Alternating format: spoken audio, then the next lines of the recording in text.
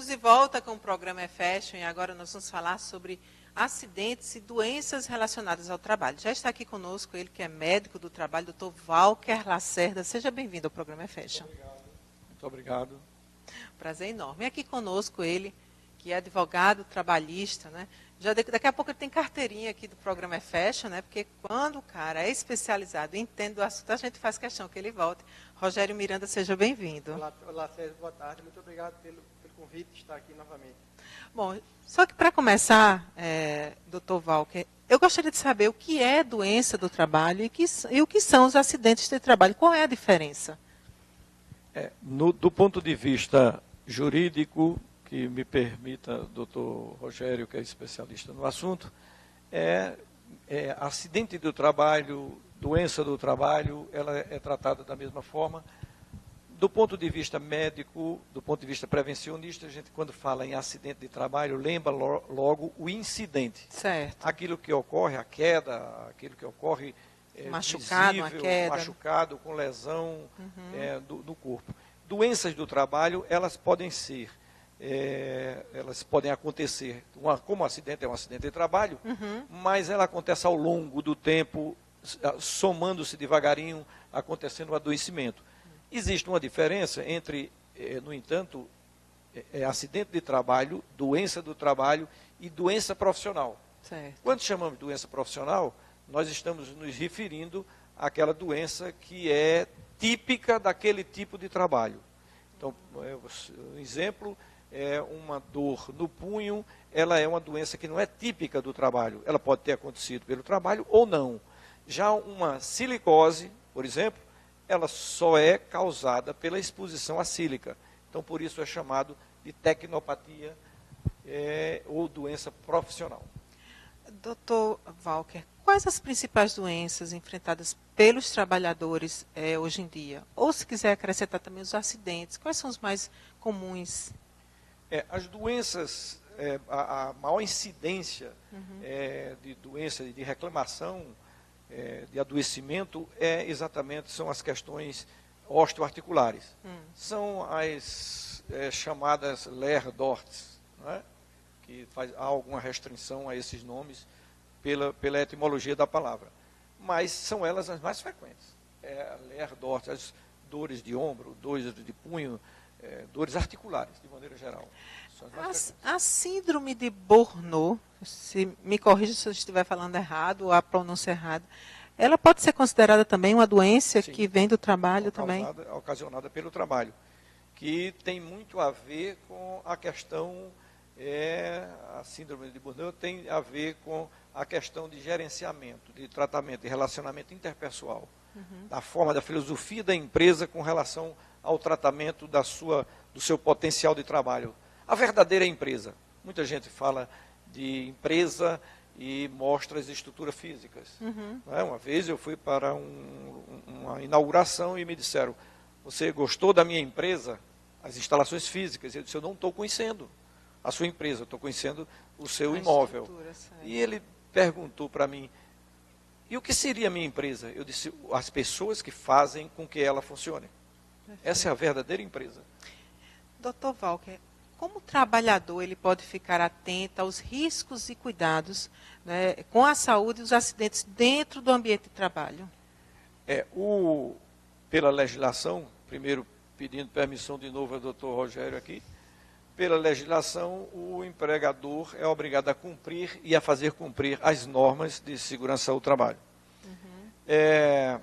O empregador tem que dar todas as condições, e isso, na realidade, é um investimento que se faz, não é? E o empregado, por sua vez, é obrigado a cumprir aquilo que é determinado pela legislação e pelas normas. Tanto é obrigado a cumprir que o descumprimento dele, um aviso, uma vez, duas vezes, ele pode ensejar um desligamento por justa causa. E aí, no caso da empresa, né, a gente colocou a questão do trabalhador ficar atento e cumprir as normas, né? Sim. Como a empresa ela pode prevenir ou mesmo alertar a sua equipe para esses possíveis problemas que possam surgir? Existe hoje muitos recursos gerenciais, muito conhecimento gerencial de segurança ao trabalho. E, então, o atendimento a todos aqueles itens das leis e normas ministeriais vigentes, eles direcionam para um aperfeiçoamento do ambiente de trabalho. A primeira coisa que tem que se ter cuidado é a efetiva prevenção da saúde do trabalhador. Se a própria empresa, como eu já disse há poucos minutos, a própria empresa é representada pela mão de obra, pela capacidade técnica dos seus colaboradores, se essa capacidade técnica estiver doente, com certeza o potencial de produção da empresa está comprometida. Um exemplo, uma empresa, vamos dar um exemplo bem simples, com 5 empregados. Se desses 5 empregados, um está mal adequado ao setor ou sem condições de trabalhar, as condições que são oferecidas a ele não são adequadas ao trabalho, essa empresa já tem 20% da mão de obra comprometida. Imagine ela em relação ao concorrente. Pois é, e o empresário ele tem que ver isso como investimento também. Como investimento. Segurança e saúde no trabalho, a saúde do potencial da empresa de produzir, a satisfação do trabalhador, o bem-estar, a condição física do trabalhador, isso é um investimento muito grande. Sem citar nomes, há pouco tempo eu fui fazer um trabalho, fui convidado para fazer um trabalho numa empresa, onde essa empresa tinha 1.400 empregados e tinha 970 causas na justiça. Poxa. Isso é um número exagerado. Ou seja, se tivesse feito um investimento, não estaria com tantas causas e a indenização não é barata. E a causa, eu posso resumir em 2 palavras. A causa, em 2 palavras. O dono da empresa era distante, tinha alguém gerenciando, e esse gestor, ele acreditava que só tinha obrigações com a atividade fim da empresa. E os meios, atividades meios, ele não se preocupava. E chegou a dizer até uma vez que os problemas de justiças e os passivos que a empresa ia criando, isso fazia parte, era inerente ao processo de produção. Então, a má gestão gera danos severos à empresa. Às vezes, ela é muito boa com relação à produção, com a atividade fim, mas ela vai criando passivos que faz com que ela afunde. Pois é. E aí, Rogério, se a empresa ela não contribuir, né, com a proteção adequada, né, dentro do seu ambiente de trabalho, e o funcionário vier a ter problemas mesmo de saúde, o que o empregado deve fazer nesse caso? Bem, a lei, nesse caso, ela é muito rígida e ela dá amparo total ao trabalhador. Desde a nossa Constituição Federal, passando pela CLT, pelas NR, emitidas pelo Ministério do Trabalho, visa proteção integral à saúde do trabalhador. Para você ter ideia, o doutor Volk estava aí falando sobre essa questão de passivo. Há um mês atrás, eu participei de uma causa no TRT, o julgamento de um recurso, onde uma trabalhadora de uma empresa de telemarketing, por ter só 5 minutos para ir ao banheiro, a pressa para ir ao banheiro, escorregou nesse banheiro, caiu por sobre o braço, e aí vieram várias e várias cirurgias, complicações, traumas à saúde, que resultou finalmente no desligamento de todos os nervos que tinham nesse membro dela. Ela hoje tem 21 anos de idade, 22, tem um braço morto, não pode mais utilizar-se da sua mão de obra, está inválida por uma queda em um banheiro. Um simples piso naquele banheiro iria resolver o problema, iria evitar essa queda e, por fim, o TRT julgou essa ação e condenou a empresa a mais de R$250 mil de dano moral, dano material e pensão vitalícia.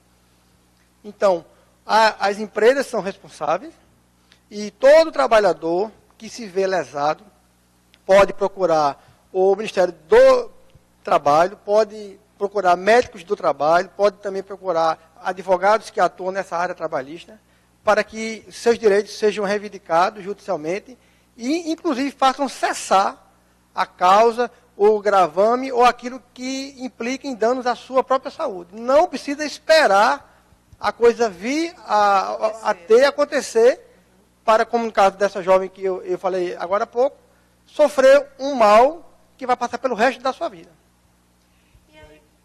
E aí reforçou mais aquela ideia, que é muito mais barato, muito mais plausível a prevenção do que deixar que aconteça o fato desagradável, o acidente. E às vezes com pequenos ajustes, não precisa gastar nem tanto, às vezes, para você se adequar. Pequenos ajustes. Isso. Às vezes a questão é só gerencial. É verdade. Agora, doutor Rogério, no caso, vamos dizer a contrapartida, e se a empresa ela fornece todo equipamento e estrutura adequada e o funcionário não cumpre, quais os direitos dessa empresa com relação a essa situação?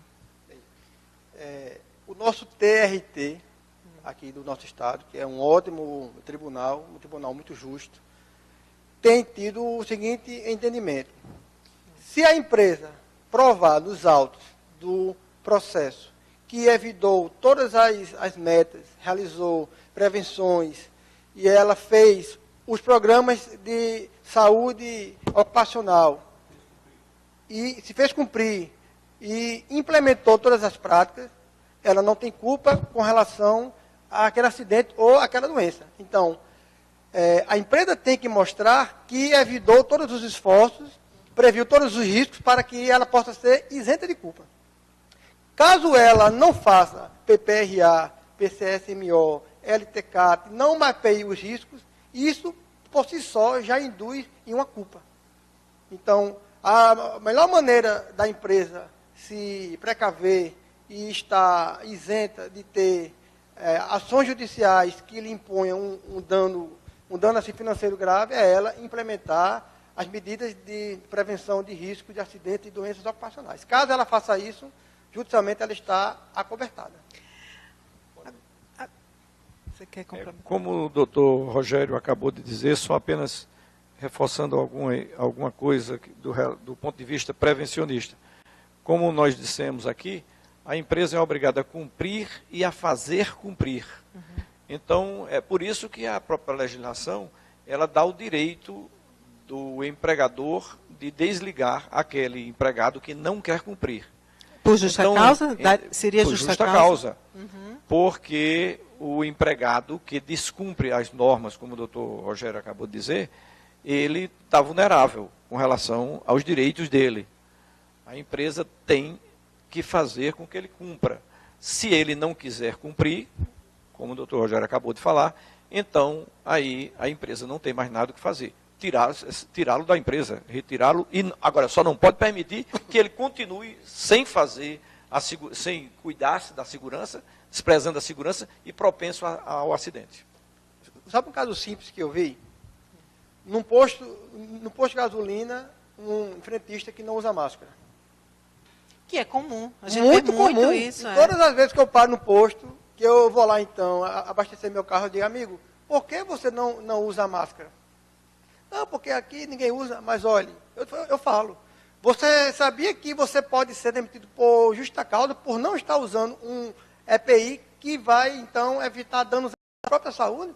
É mesmo, claro, amigo, então bote sua máscara, porque basta que aqui chegue um gerente ou dono da empresa, se ele vê você sem máscara, e você, então, se recidir nessa mesma conduta, você pode ser demitido por justa causa, por má conduta e insubordinação. E na área jurídica não há diferença entre acidente de trabalho e doença de trabalho, na área jurídica? Não. Ambos os casos, a lei protege o trabalhador. E exige do empregador responsabilidade. Uhum. Agora, como ali o doutor Volco estava falando, a doença do trabalho ela é assim, mais difícil de ser vista porque ela é lenta. É no dia a dia, é nos riscos que se alternam dia após dia, é nos movimentos repetitivos. E muitas vezes o próprio empregado, ele não dá conta que está ficando doente. Uhum. E ele pensa que é da idade, ele pensa que é porque ele ali jogou bola, a mais naquele momento. Mas ela é uma doença que ela não dá assim, sinais claros, como daria no caso assim do acidente de trabalho, né? Nesse caso aqui do acidente de trabalho, é muito fácil ver. Caiu, machucou, resvalou, caiu de cima de uma certa altura. Durante a hora que você está trabalhando, é doença, no caso aí, acidente do trabalho. É muito fácil verificar. Agora, as doenças do trabalho são lentas, é dia a dia, movimentos repetitivos, riscos que não são evitados, e isso leva com que você adoeça aos poucos. E aí é mais difícil de poder ver. Mas a lei trabalhista prevê e determina que seja indenizado ambos os casos. Isso aí não importa se foi um ou outro. Se causou lesão, se teve culpa da empresa, a empresa deve reparar o dano.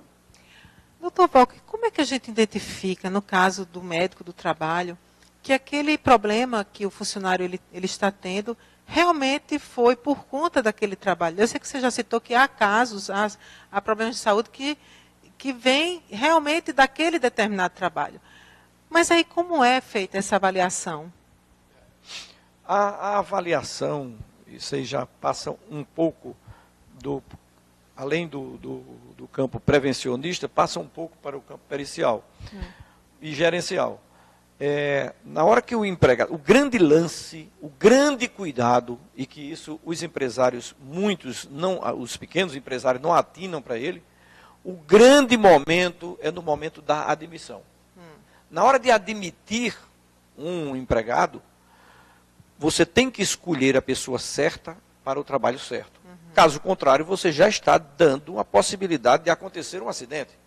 Um exemplo bem grosseiro, mas você contratar alguém que tenha epilepsia para trabalhar limpando piscina, mesmo que seja uma piscicultura onde tenha 20, 30, 40 centímetros de lâmina d'água. Você já está contratando, prevendo que vai acontecer um acidente e fatal. Então, no momento do admissional, existe muita coisa, nós poderíamos falar aqui 3 horas sobre o admissional. Certo. É muito complexo esse momento. Você tem que saber a pessoa certa na hora do recrutamento, na hora da seleção, a pessoa certa para o lugar certo. Você tem que saber os riscos que existem na empresa e se aquela pessoa tem alguma condição física que possa ser agravada com aquele risco. Sim. Então, se você tem suscetibilidade para uma determinada doença, cujo trabalho apresenta um risco, que é um potencial de agravamento, você não pode botar aquela pessoa para aquele risco. Então, é um momento delineado de separação de você do mundo fora e de você do mundo dentro da empresa. Isso é um momento de segurança da empresa. Mas, não levando em consideração a isso, que a maioria, muitos empresários de pequenas empresas fazem, preferem atirar no próprio pé. Ou seja, mandar fazer um exame avulso. Vá ali e faça um exame médico admissional. E a pessoa vai, faz um admissional, sem estar fazendo realmente o exame admissional, porque aquele médico que está fazendo o exame lá, ele não conhece a empresa, não conhece o risco, então essa relação do cuidado do que a pessoa possa ter com o risco lá não é verdadeira. Então aí já começa o problema da empresa. Agora, e no caso do funcionário ter 2 empregos, certo? Ele tem carteira assinada num turno com a empresa e é autônomo em outro momento. E aí ele desenvolve uma doença que surgiu do excesso de trabalho dele. Resolve processar a empresa. Como é que o médico avalia isso? Esse problema dele surgiu da empresa ou do excesso que ele se colocou a fazer? A situação, como é que a gente vai avaliar isso? Avalia. Pericialmente, e é por isso que eu digo que ser perito é muito mais do que ser, a menos médico perito, é mais do que ser médico. Certo. É ser médico e ter o feeling pericial. Existem muitos elementos que me dão subsídios para saber se aquilo tem relação com aquele outro. Para eu saber se tem relação ou exclusão da relação do que a pessoa se queixa com o trabalho, eu preciso conhecer bem o trabalho e conhecer bem a fisiopatologia daquela doença. Na hora que eu tenho isso e na hora que eu excluo das coisas que podem provocar também e que não estão no contexto do trabalho, aí eu começo já a ter as primeiras luzes. E daí por diante, vêm os testes médicos, periciais, e dá para distinguir. Identificar, né? E vale a pena falar também, Sérgio, que judicialmente falando, qualquer tipo de ação que envolva pedido de dano moral, dano material, reparação por doença, será feita uma prova médica pericial. Nenhum processo vai ter conclusão se não tiver um laudo pericial produzido por um perito designado pelo próprio juiz. Certo. Exatamente vai ser nessa prova pericial aonde vão se investigar as condutas, os riscos, a culpa, a negligência. E tem casos, eu já vi casos, que a culpa foi do próprio empregado. Por exemplo, eu já tive um caso que um certo empregado operava uma máquina de uma empresa, e onde, assim, nessa máquina estava lá, bem claro, não faça manutenção com a máquina ligada. Estava lá o aviso bem claro em cima da máquina. Aí ele foi e fez manutenção com a máquina ligada. Levou um choque imenso, perdeu uma parte do dedo, teve um dano físico imenso, e a culpa foi dele. Então, não é só o fato de ter a doença ou de ter tido esse acidente. Precisa se verificar a culpa, o nexo entre aquela doença e as condições de trabalho. Se ele teve culpa também, que pode haver culpa dele próprio, porque não seguiu as metas, não seguiu orientações, e nenhum caso desse vai ser dado uma decisão ou favorável a um ou a outro, sem haver uma análise profícua de quem é a culpa e se houve os danos e se aquele tipo lá de atividade está ligada àquela doença ou não. Então, é muito importante que as empresas possuam médicos do trabalho, não só no seu dia a dia, mas também nos casos que envolvam já judicialmente, que possam ter médico do trabalho acompanhando as perícias médicas judiciais, porque vão dar mais subsídio ao médico que vai fazer essa perícia de quem de fato é a culpa e se há risco e se há dano para ser indenizado. Isso é muito importante. Muito bem. Até reforçando um pouco aí, é desaconselhável que uma empresa fique tendo foco. Eu estou reforçando isso porque é muito importante. Isso tem uma prevenção boa para as empresas e acredito que é o interesse aqui de que as empresas se adequem e não haja acidente. É muito interessante que o dono da empresa, que ele se conscientize de que ele prevenir é muito mais barato, muito menos dispendioso do que não prevenir.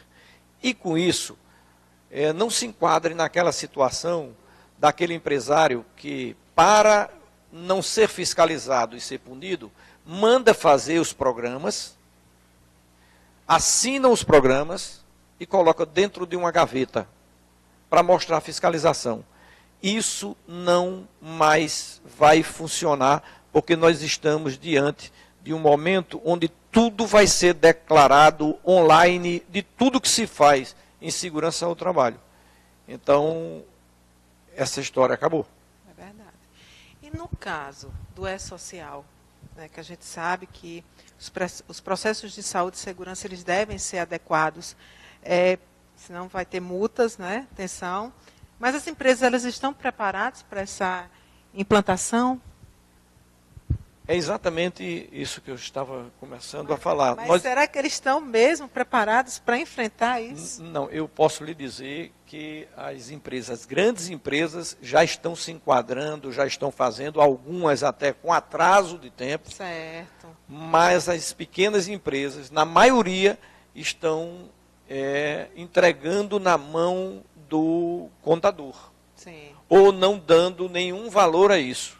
E os contadores, por sua vez, na maior das suas boas intenções, por melhor que ele seja um profissional, por mais capacitado que ele seja, ele não pode responder pelo médico, pelo engenheiro, pela quantificação, pela qualificação dos riscos, pelo levantamento, pelo gerenciamento de RH. E o E-Social, ele é uma ferramenta online, onde você está online com o Ministério do Trabalho, da Previdência Social, Receita Federal, IBGE e todos os órgãos fiscalizadores.